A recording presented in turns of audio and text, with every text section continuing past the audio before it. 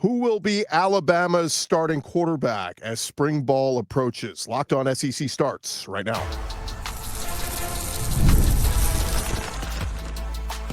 You are Locked On SEC, your daily podcast on the Southeastern Conference. Part of the Locked On Podcast Network, your team every day. Hey, what's up, everybody? Welcome into Locked On SEC. It's great to have you guys along. I'm Chris Gordy. Thanks for making Locked On SEC your first listen every day. Shout out to everydayers. We're free and available wherever you get your podcasts and on YouTube, part of the Locked On Podcast Network, covering your team every day. And we're starting our spring series, kind of going around different college campuses and checking in with some of the big topics as we head into spring ball. And I mentioned we're one of your first listens every day. One of my first websites I visit every day is al.com to get the latest news happening on Alabama, Auburn, and all the like. And one of the guys who does a great job covering the Alabama Crimson Tide is Matt Stahl. He joins us now. Matt, welcome in, man. How are you? Doing great. Thanks for having me. Definitely, man. It's a little bit, I always say like the springtime, it's a little bit of a slow time, but it's also a busy time because you got so much going on. You got softball, you got baseball, you got all the spring sports, and you got spring football. So it's like, yeah, you're not rushing around the country following the football team around, but it is a busy time because there's so much going on. Yeah, there's still just, stuff happening at a drip. Obviously, the NFL draft is coming up too, so I'll be going to the combine here whenever that is. I think sometime next week. But yeah, it's kind of just a steady drip this time of year, especially because Bama basketball is pretty good too. Did you ever run the 40 yard dash? Not since I was in high school and ran like a wind assisted downhill 4.9 one time. That was it. Never doing it again. Yeah, I think we're all intrigued to see what Jalen Milroe where he's going to be clocked at, and obviously his athleticism. So it's going to be really fun to see that. All right, Matt, let's get into the 2025 Crimson Tide. Year one for Kalen DeBoer, good, not great. Went 9-4. What's the vibe around Alabama football as they get ready to hit the practice field for spring ball? Kind of depends who you talk to, right? Like I think there's a certain segment of the fan base that's just absolutely freaking out. Thinks it's the first time they won 10 games since Nick Saban's first season. I think a lot of them would really like him back, but I think there's more. There's also portion of the fan base, and I think it extends within the building that kind of gets. It wasn't like this wasn't the kind of season you're going to write home about at Alabama, but it's also, they did win 9 games. It's more, how do we sort of flip some things around rather than like wholesale? We need to make major program changes. Yeah, it does feel like, I hate to put like a guy on the hot seat or put the pressure on, but like this is freaking Bama, and it does feel like DeBoer must improve this year. I mean, is it to go as far as to say like playoff or bust? Because I still feel like there's a window where they don't make the playoff, but we see marked improvement. We see improvement at the quarterback spot. I just think like it's not playoff or bust, but it's kind of teetering on that territory for some of the fan base. Yeah, and I don't think he's losing his job after this season, and barring just disaster. But yeah, if they lose 3 games in the regular season again, it's one of those like depends on which 3, right? Had you gone into last season and told Alabama fans you're going to be 9-3 and like a whisper away from the playoff, they would been not thrilled, but happy enough with it. And then the 3 losses were Vanderbilt, Tennessee, and Oklahoma. That sort of thing can't happen again. They got to just show off some more just consistency against teams they should beat. I think this can be key to the drill here. Yeah, that's the funny part is had you said like, okay, they were going to lose on the road at LSU or maybe at home to Georgia, you'd be like, I get it. I totally get it. But yeah, losing to the Vanderbilts and the Oklahoma is like, no way. So let's get into it, man. Let's talk quarterbacks. This has been the big topic that everybody wants to know. Obviously, you lose Jalen Milroe. The fan base was kind of split on him. But you got 3 big guys, and really you got the inexperienced veteran, as I call him, in Ty Simpson. He hadn't played a ton, but he's been around a while. You got the transfer at Austin Mack, who Ryan Grubb brought into Washington, and so there's some familiarity there. And then you got the incoming freshman Keelon Russell, who everybody I talk to is just super excited to see what this kid does. And Obviously was really good at Duncanville. I guess just kind of run through each of those three guys for me and give me where you think they are at this state in their careers. Ty, I'm excited to see more of. I think he's really flashed at times. He's not going to be like the athletic kind of just talent that Jalen Milroe was, but he very much knows what's going on in this offense. He's been around the whole time. Like, if I had to place a bet at this point, like, probably it's Ty Simpson week 1, but subject to change. Austin Mack, we've really not seen much of. Like, he came in the Mercer game a little bit. I think he may have thrown a touchdown pass in that game, but like, he's one who came in. I think he reclassed to go to Washington for his freshman year, so he came over with Kalen DeBoer from there. And yeah, Ryan Grubb was his primary recruiter. He's now back with him at Alabama, so maybe that gives him some sort of advantage. I know the coaching staff has spoken very highly of him in the past, so we'll see what happens there. And then yeah, Keelon Russell had been an SMU commit, flipped to Alabama, and goes and wins the Elite 11. So yeah, I think a lot of people are excited to see what happens there.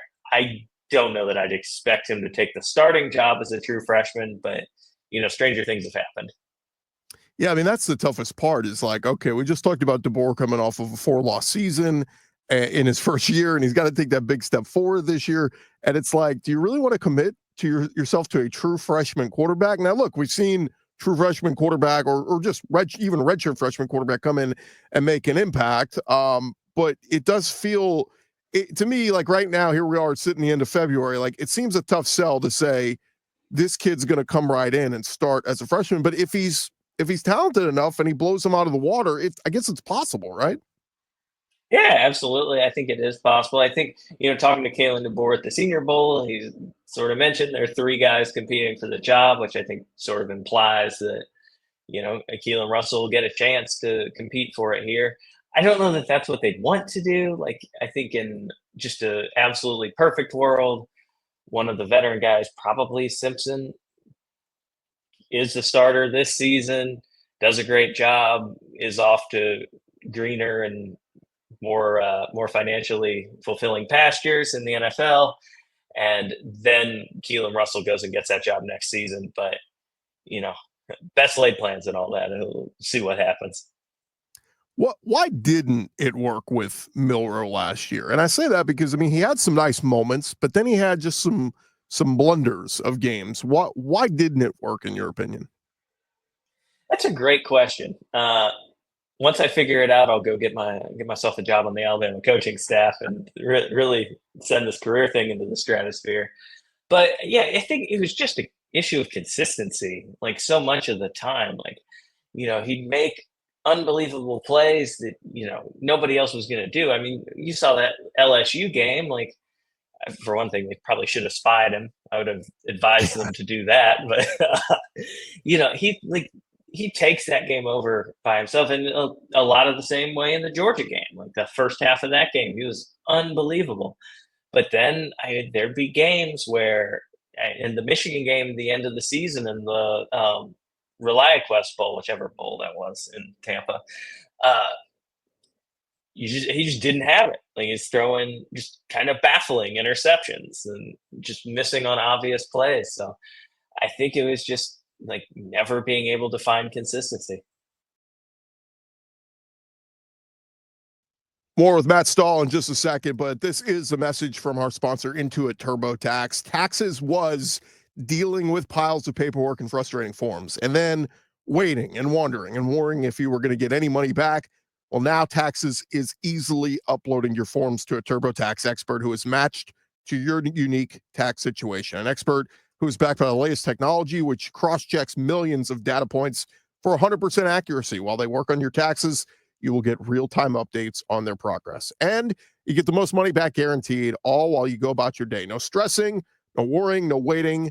Now this is Taxes. Intuit TurboTax. Get an expert now at TurboTax.com. Only available with TurboTax Live full service. Real-time updates only in iOS mobile app. See guarantee details at TurboTax.com/guarantees. Continue our conversation with Matt Stahl, AL.com. And Matt, obviously, again, the quarterback battle is going to be the big focus throughout the spring. Getting Ryan Grubb, I mean, third time's a charm for Alabama. They've been trying to get this guy. And look, the track record speaks for itself. Him and Kalen DeBoer are like red beans and rice. They just go together. They work well together. So how big is this getting Grubb in here and getting able to assimilate back in with DeBoer and the staff? I think it's big. I think it's a good get. I think a lot of the times you saw kind of the offense stall out at times. Last season, I think the hope is a new play caller can remedy some of that. Plus, I mean, they've got on the surface, like they've got what it takes to have a pretty explosive passing game this year, kind of regardless of who's at quarterback. I mean, Ryan Williams is back.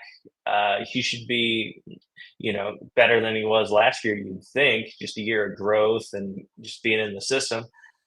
Germie Bernard, too, like really talented guy, wide receiver. And then they brought in Isaiah Horton from Miami. So, like, the pieces are there to like put together a really nice passing game this season. And that's kind of what Ryan Grubb is specialized at. Yeah, I kind of laughed, when all the big names were entering the transfer portal, and look, there were some big names, and obviously losing Caleb Downs hurt, for Alabama, and he goes to Ohio State and he's a national champion. But I laughed when I saw so many of these fake Twitter accounts trying to put Ryan Williams in the portal. I'm going, if there's one guy that Alabama is not going to let get away, I mean, you learn from your mistakes, right? After letting Caleb Downs go, and look, he may have just wanted to go Ohio State, and there was no amount of money that was going to keep him at Bama. But I'm like, there is no amount of money that Alabama won't pay to keep Ryan Williams in a Tide uniform. And so was that one wild to you when you started to hear all these rumors? It's like, I just never thought he was going to leave. Yeah, no, I never. I mean, you sort of think about it with everybody, kind of go down the list. Like, is it possible? Is it possible? Is it possible? He was never one that struck me as like he was going to leave. I mean, the NIL, it's not Oregon in Alabama, but they'll make it worth his while, I'm sure. So yeah, no, the rumors surprised me a little bit, but yeah, I never thought there was really anything to him.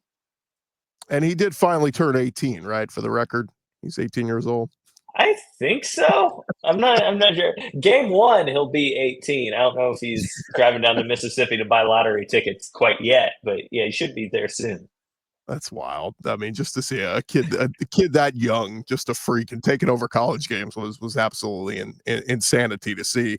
Quick on the O-line. I mean, they bring back Parker Brailsford. I know that was a big one. They got some other guys, Wilkin Formby and Jaden Roberts, and then they bring in Cam Dewberry through the portal, and Caden Proctor too. I mean, unit should be better next year, I think, overall.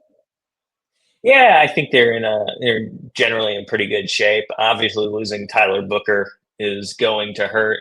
But yeah, bringing back Parker Brailsford, who was really, really excellent for him this year after. I mean, I have no idea what happened in 2023 with Seth McLaughlin. Like, it makes no sense because he then goes to Ohio State and is like so good. Like, yeah. I no idea what happened there, but Parker came in, really stabilized that spot and was awesome. And also, I am intrigued to see what Wilkin Formby can do. I know he struggled early last season, but I think the potential's there for him to step it up and be pretty excellent. The other question I get asked by a lot of people is, what happened to the Alabama run game? Can they get back to, maybe not the dominant run game we're so used to Alabama having, but we know Jam Miller's good. Richard Young was very highly thought of. And then Draylon Washington, I think, coming in as a portal guy, and then some freshmen. This should be a good enough running back room that could get back to dominant run game by Alabama. Yeah, you'd think so if that's what they want to do. Obviously the dominant run game certainly wasn't Ryan Grubb's deal last year in Seattle, but they always had a good run game at Washington. There's never been a major concern with their run game. Yeah, I'm intrigued to see what Jam Miller kind of brings to the table this year, but also, yeah, Richard Young is the other one I've heard good things about. So yeah, we'll see. It is odd to have an Alabama team without those dominant running backs, but I guess it's been a few years at this point. Give me a quick thought on the defense. We know Deontae Lawson will be back, and some other guys, LT Overton, Tim Keenan. I mean, some guys that are going to provide some senior leadership. But you have a thought on the defense? Because I know that was the big thing people were kind of taken aback with too. Was we're used to Bama just being a dominant, suffocating defense, and glimpses here and there. But I think part of it is we're just in a different age of college football where it's hard to be dominant and suffocating every week, but feels like they got a lot of really good pieces back on that unit. Yeah, absolutely. Having Deontae Lawson back is going to be a big deal. It's Domani Jackson, like they bring back a lot of talent. And also, he showed some flashes last year for sure, but I think Bray Hubbard is going to be really, really good in that secondary. We'll see. On the thing I've pointed out a few times, people were mad at the system last year. I guess calling it a 4-2-5 instead of a nickel really confused some folks. But it's and just the way they run coverages and stuff now, it's like, I don't think you really wanted to see the super young defensive backs they were playing last season run like Nick Saban pattern matching system. Like that, I don't know that was going to work real well either. So yeah, I think a year in the system will do guys some good. I think there's a lot of guys who are kind of growing into it in the secondary that should be in good shape. And then up front, like some of it's just finish your pass rush. I don't think they have like a dominant edge. Like there's not a Will Anderson on this team, but you'd like to see some guys like LT Overton just come up with some more sacks next season. Yeah, it's crazy. They had a string of, Will Anderson Jr., Dallas Turner. I mean, it was like a string of just the elite stud pass rushers, and yeah, kind of looking for that. And I think with the group, somebody will emerge. But you make a great point in that secondary. But the good news is those freshmen are now sophomores. Xavier Brown, Red Morgan, Jalen Mbakwe. I mean, some guys that, okay, you got a full year of experience. Now, can you build on that? Yeah, absolutely. I think Mbakwe is moving to wide receiver full time next season. Wow. But yeah, Xavier Brown, a guy who, everybody spoke really well of him last season. You saw it at time. It was him who had the game-winning interception in that Georgia game. Like you saw it at times. Some of these guys, I think, either this year or next year, are going to start becoming just absolute world beaters in that secondary. And yeah, I think there'll be some different fan opinions after that. A quick thought on how the schedule sets up. Any other year, a road trip in week 1 to Florida State would be, you'd go, man, that's going to be a tough one right out of the gates. But Florida State coming off of what they're just coming off of. I think even this Alabama team should be able to weather the storm. But a nice road test right out of the gates, but then home for UL Monroe, home for Wisconsin before you got to go on the road to Georgia. I kind of like how that sets up for them. Feels like those first 3 games should get them ready for that week 4 game.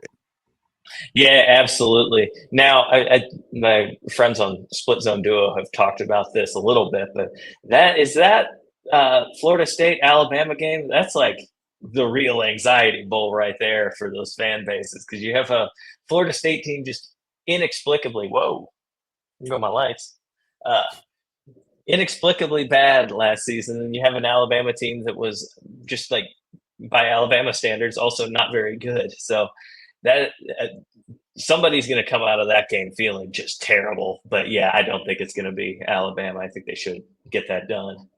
Yeah, and the Mike Norvell contract, there's no way out of that one. They're kind of stuck with him. So he ought to put everything he has into that one. It could certainly earn him some goodwill. It'll be fun to see when it gets here. Matt Stahl, AL.com. All right, Matt, ready to go on the record. It is the 3rd week of February. Put your name on it. The Alabama starting quarterback will be on the field for the first game.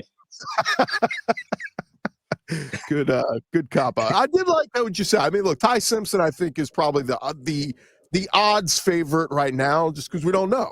But he's the most veteran experienced, and we'll see. But if Keelon Russell, man, all I'm saying is, like, be careful what you do in the spring game, Kalen DeBoer, because if that kid goes in and has 1 or 2 wow moments, the whole fan base is going to see everything they need to see, and it's done at that point, right? Oh yeah. No, I need to make a list of like all-time spring game all-stars who just did incredible on A-Day and then did nothing else. That'd actually be a pretty fun story. Kobe Prentice. I was like, man, Kobe Prentice, this kid's going to be awesome. And kind of never really panned out. But let everybody know what you're working on here these next couple weeks at AL.com. A lot of basketball coverage these days. Alabama pretty good over in the other sport. Going to Missouri tonight. I don't know what day this comes out, but so yeah, a lot of that. Working on some sort of financial SEC-wide projects for the future, and just trying to breathe a little bit after football season. He is Matt Stahl, AL.com. Of course, baseball season underway as well, and going to be a lot of fun to see what the SEC does. Oh, by the way, they're loaded in that sport too. Matt, appreciate the time, man. Great stuff, and we'll talk again soon. All right. Anytime. Thanks for having me. All right, more Locked On SEC right after this.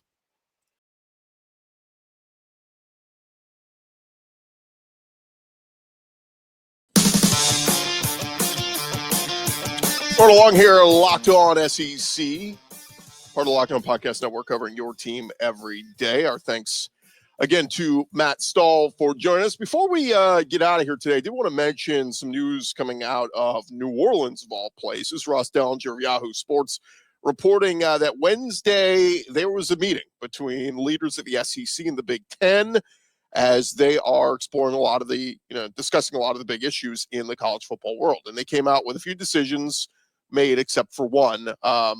They want to see a seeding change in the 2025 college football playoff. Now, the two leagues they're going to push playoff executives to alter the seeding of the upcoming postseason, aligning the seeds based directly on the selections committee rankings. That's what I said from the get-go, is like, if you're releasing rankings 1 through 25, why shouldn't 1 through 12 be the 12 teams that make the 12-team playoff? Instead of this stupid crap, the lowest, the highest ranked group of 5 team, they're ranked 16th, so they jump into the top 12. Like, no, it's silly. Ross Dellinger says such a move will eliminate the rule that grants first-round buys and the top 4 seeds to the 4 highest-ranked conference champions. Remember this past year, everybody's like, why is Arizona State getting a bye? Well, it should be the 4 best teams. 1, 2, 3, 4 should all get buys. But as Ross notes, he said, look, any change to the playoff will require unanimity, you get what I'm saying, from the 10 FBS leagues and Notre Dame, as it is the last year of the original TV contract with ESPN. But as he says, like, why would the Big 12, ACC, and the group of 5 commissioners vote for such a move? They would not.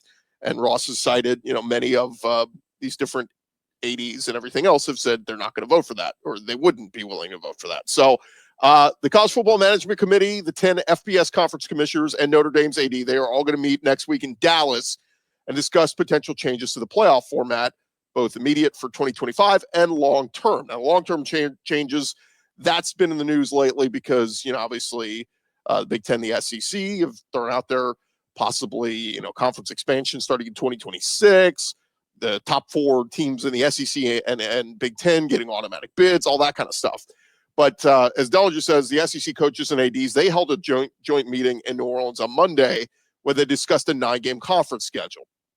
It's been talked about for a couple of years now, and he says that the league is moving in the direction of adopting a 9-game conference schedule in tandem with potentially the expansion and format change to any future postseason and striking a scheduling agreement with the Big Ten, which we've talked about, where you would basically have an SEC Big Ten challenge in college football where everybody plays a non-conference game against each other. But he says for years, the SEC has not been aligned on moving to 9 games. It's become a divisive issue. You get into the issue of, the permanent non-conference rivalries, like Kentucky playing Louisville, South Carolina playing Clemson, Florida playing Florida State. Those schools don't want to, as Billy Napier, like, you're playing Florida State every year non-conference. And now in these new changes, you could potentially go from 8 to 9 SEC games, so your schedule gets even tougher, and a potential crossover game with the Big Ten. It just makes your schedule really, really tough.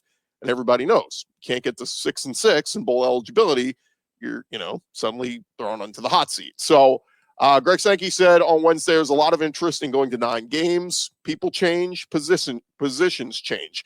Let's be real. The root of all this is rooted in money. The TV contracts. ESPN and Disney have to pony up the cash to pay the SEC for a whole nother week of an SEC slate of games.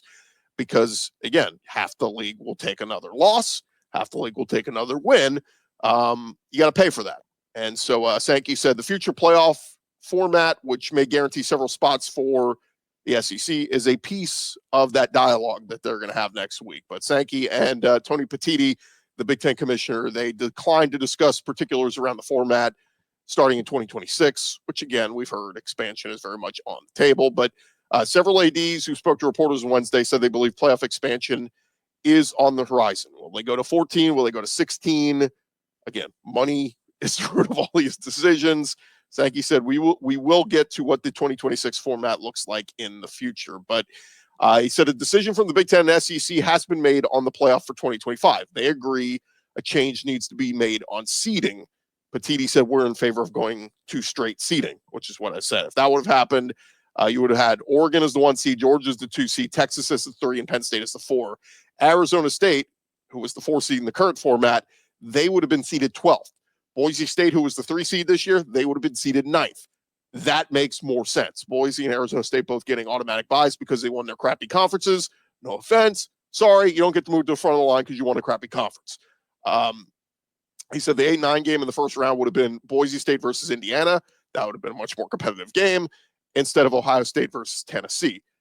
He went on to say, once the field is set, we need to discuss how it should be seeded. I think some of this year's matchups in the round in which they occurred make that conversation necessary. So, but as Ross says, an immediate change is a difficult task. The 2025 playoff exists under the current governance policies of the original TV contract and the college football playoff contract that began in 2024.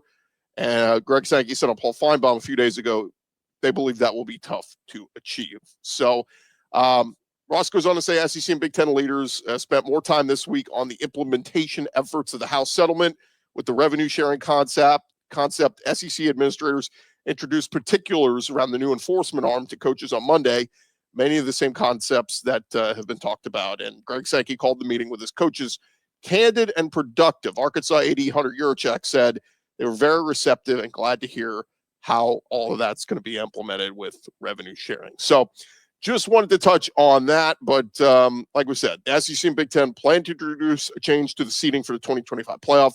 It's just likely not to get approved because the Big 12 and the ACC and some of those other leagues are going to push back on it, right? If you're an ACC champ, you want to move to the front of the line. You know, if you win the ACC at 9-3, doesn't matter if you win or loss total is. You want to move to the front of the line and become a top 4 seed. And under this current scenario, it sets up for that. So we'll certainly keep an eye on that and see how it goes. In closing today, did want to pass along our buddy Barrett Salih. He had an interesting tweet yesterday that I think just kind of applies to a lot of what we're seeing in the world of college football. And here's what Barrett tweeted. He said, college football power brokers have a great thing going, but they are on the verge of wrecking the whole thing by misinterpreting and abandoning what made the sport great. Regionalization. A few people said agree 100%. Greg Sankey and Tony Petitti seem to miss the fact that while the SEC and Big Ten are great, the other conferences are equally important to their fans. Nobody wants an all SEC Big Ten world. Another guy, Frank, said, as a Tennessee fan, I'm happy to play our regional rivalries with an occasional big time out of conference game.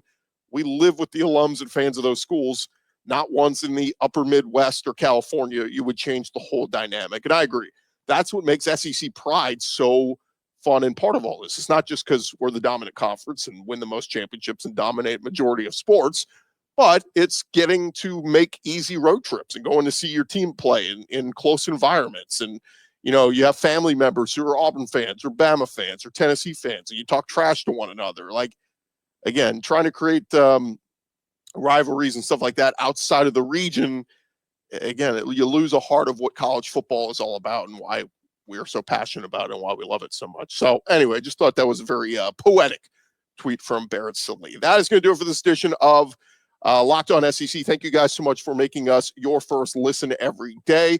Our thanks to Matt Stahl for joining us as well. We'll be back tomorrow talking all things SEC, and make sure you subscribe and check us out on YouTube as well. I'm Chris Gordy.